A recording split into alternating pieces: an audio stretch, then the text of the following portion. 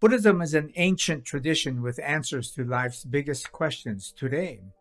Why do we suffer? How do we relate to other beings? And how do we make the world a happier and more peaceful place for everyone? Our mission at BDK America is to help people understand Buddhism better. Are you looking to start learning about Buddhism or dig deeper? BDK America offers free books and videos for peoples of all ages and levels.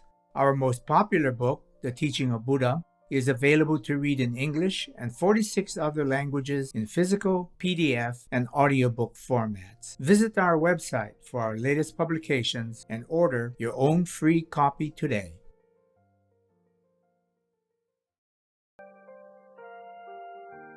Today, I would like to continue our discussion on the second mark of existence.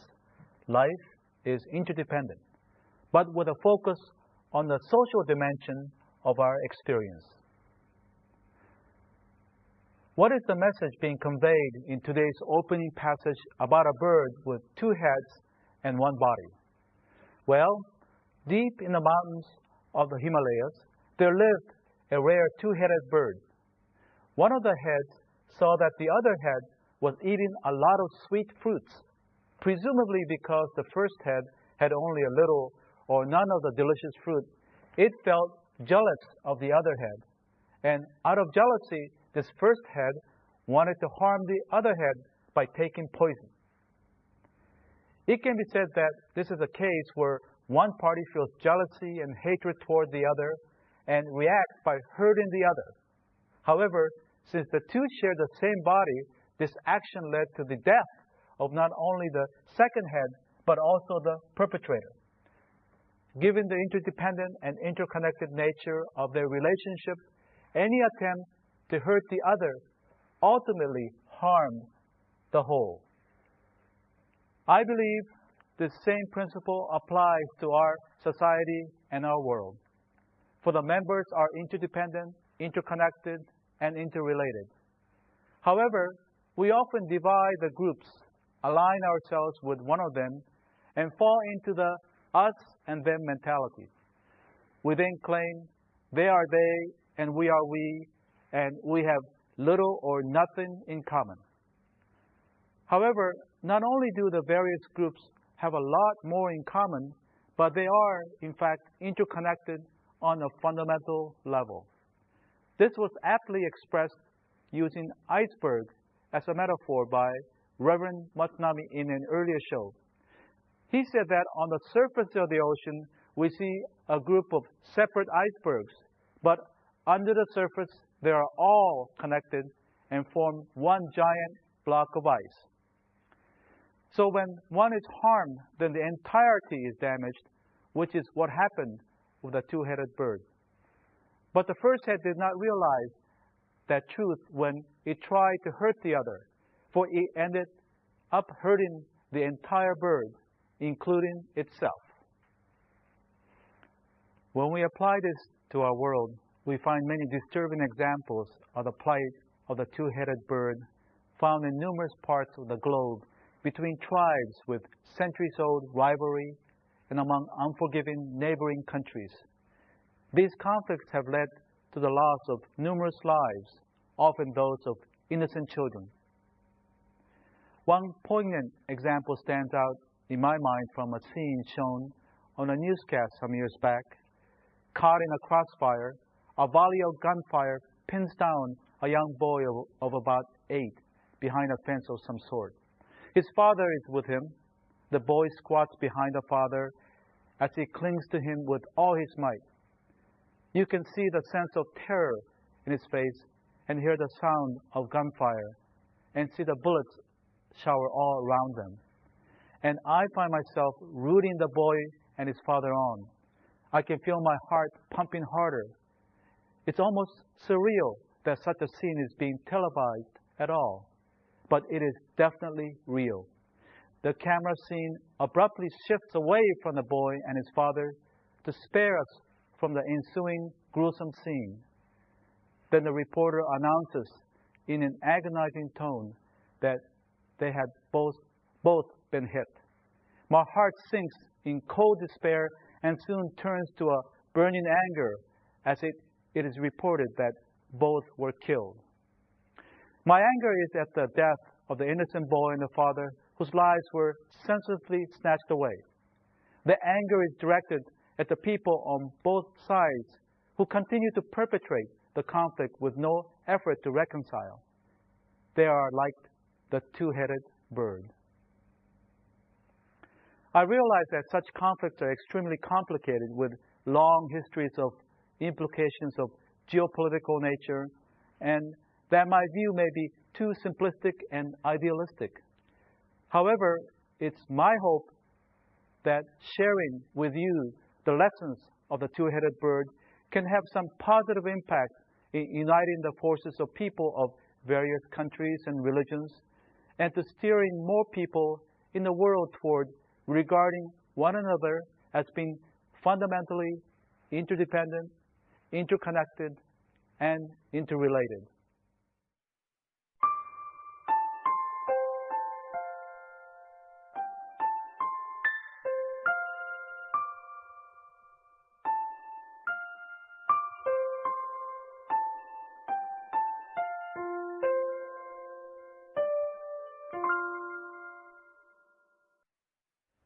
While the truth of interdependence can have a positive impact on a global scale, it also describes the way our communities actually function, even though we are often not aware of it.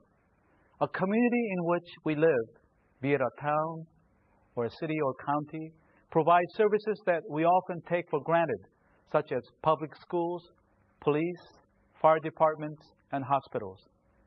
Especially the latter three do not truly concern us until we are in actual need of their services.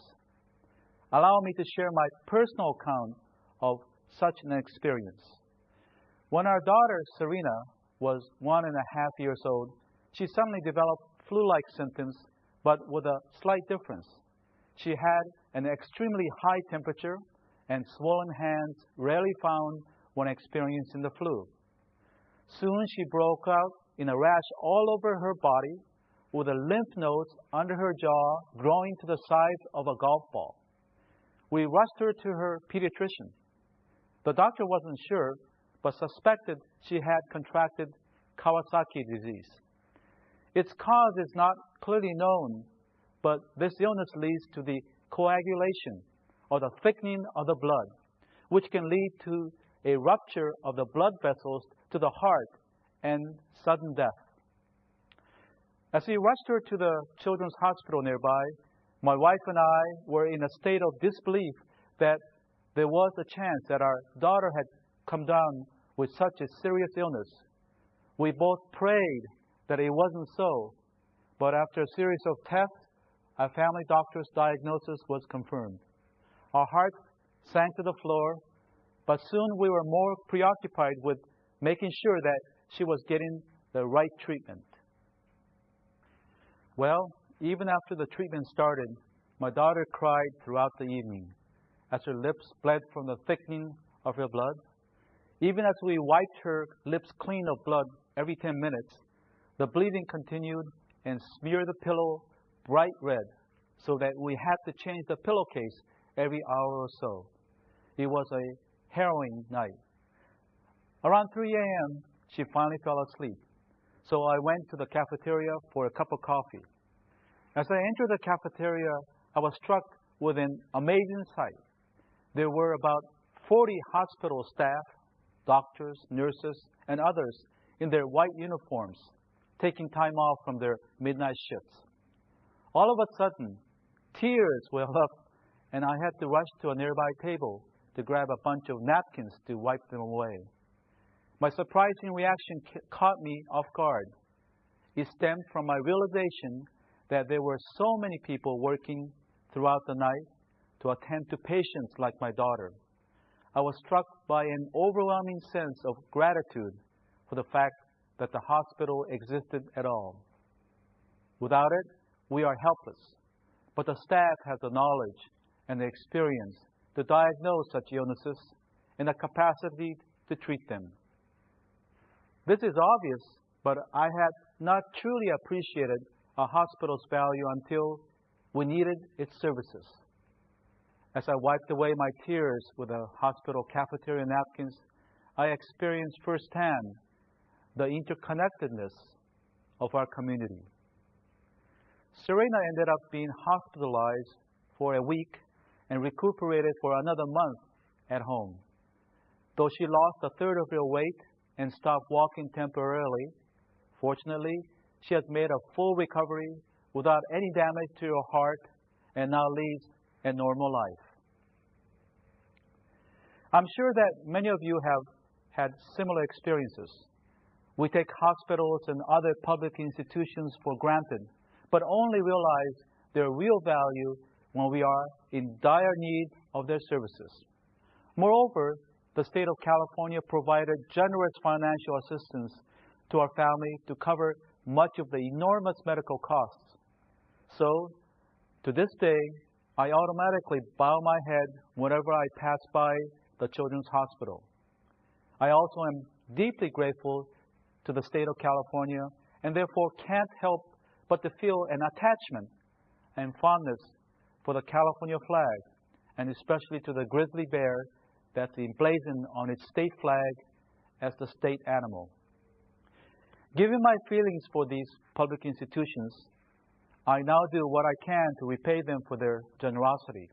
For example, in the form of a donation to their annual fundraising efforts. Fortunately, there is no spirit of the double-headed bird at work here. There is instead an abiding sense that the community is interconnected and cannot afford to ignore each other, let alone attack one another. In our next show, a Zen priest will demonstrate the basics of Zen meditation. Please join us.